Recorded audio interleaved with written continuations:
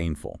And what about tedium? Well, tedium meant aversion, disgust. And interestingly, it's also the root of our English words tedium and tedious. Oh, right. Tedium. Yeah, which still carry that sense of something being tiresome or causing dislike, wearisome. Okay, so putting those potential pieces together, maybe a sense of arrogant disgust leading to being overly picky, that's quite a journey to get to the modern meaning. It really is. And it's fascinating to see how that played out when fastidious first popped up in English around the mid-15th century. It carried that sense of being full of pride, sure, but also those more negative Latin meanings like disgusting, unpleasant, wearisome. Well, you could call something fastidious and mean it was disgusting. Apparently so, according to the history. Can you imagine? It's a completely different vibe. Totally different. So when did it start to move towards the meaning we understand today, being fussy or detailed? Well, the shift towards the modern meaning, easily disgusted, difficult to please, fussy, that really gained momentum in the early 17th century. So the emphasis gradually moved away from the act of causing disgust to the state of feeling easily disgusted or being overly concerned with avoiding unpleasantness. Interesting. It's almost like the word softened over time, focusing more on the internal state of the person rather than the external thing causing the disgust. That's a really good way to put it, yeah. And it's interesting that English actually held on to some of that older, more negative sense in the medical term fastidium. Oh, you mentioned that. What was it again? It still refers to a strong aversion, especially an aversion to food, like a loss of appetite due to disgust. Ah, okay. I didn't realize that. It's like a little echo of the word's earlier life preserved there. Exactly. Now, what about related words? We saw fash and fascist mentioned in the etymology stuff. Are they connected?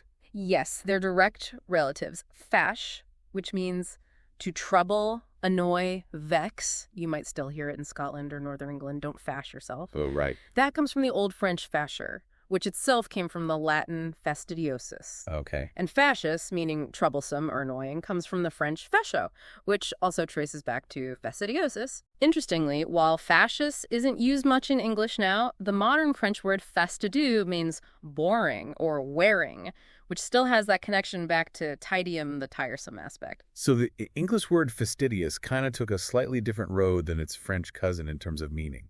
Fascinating. What about Spanish? I remember seeing hastio mentioned. Yes, the Spanish word hastio means boredom, weariness, disgust, and it comes directly from fastidium. Okay. And the Spanish adjective fastidioso means annoying or bothersome. So again, closer to that original negative sense of causing displeasure rather than the English focus on pickiness or detail. Wow, it's like different languages just latched on to different facets of that original Latin meaning and then, evolved in their own ways. Pretty much, yeah. Okay, so we've traced the disgusting past. Now let's think about how we actually use fastidious in just everyday conversation. How might it sound? Yeah, we can take some of those examples we looked at earlier and sort of rephrase them, make them sound more like a regular chat. So instead of just stating someone is too fastidious to get dirty, you might say something like, "I don't ask him for help gardening. He's so fastidious, he probably wears white gloves." Right, making it a bit more vivid, maybe a bit humorous. Or instead of someone fastidious about keeping the house clean, you could say, "My neighbor is incredibly fastidious about her lawn. Not a single blade of grass is out of place." Exactly. And for the example showing that attention to detail, instead of just fastidious research, you could say, her research was so fastidious. I mean, she uncovered details literally no one else had ever noticed before. Nice. Or for taking fastidious care of cars, maybe something like, he's so fastidious about that vintage car. Honestly, he polishes the hubcaps every single weekend. Okay. What about when it implies those high standards or, being difficult to please?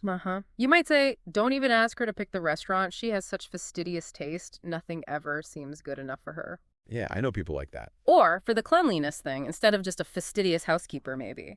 Our old housekeeper was so fastidious, you could practically eat your dinner off the kitchen floor. And what about when fastidious has that slightly negative edge or seems a bit excessive?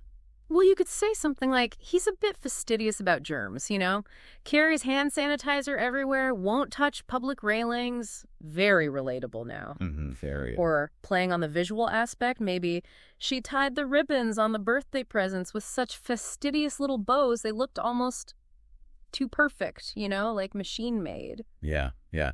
These examples really help to see how the word actually plays out in real life and all the different shades of meaning it can carry. Absolutely. It's a word that's evolved quite a bit, as we've seen, and understanding its history definitely gives you a richer appreciation for how we use it now. It's not just one simple thing. Okay, so to sum up then, we've seen that fastidious has this really surprising backstory, rooted in ideas of, well, disgust and even arrogance.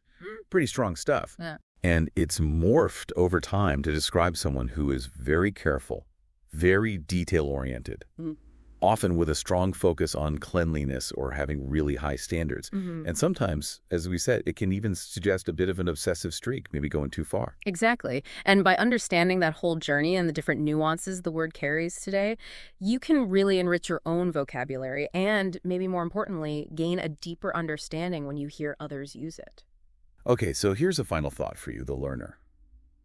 Now that you know the deeper story behind fastidious, are you going to start noticing it more?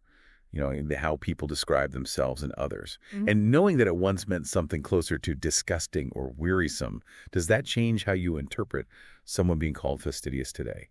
Maybe think about what might be driving their need for that order and detail. It could give you a whole new perspective.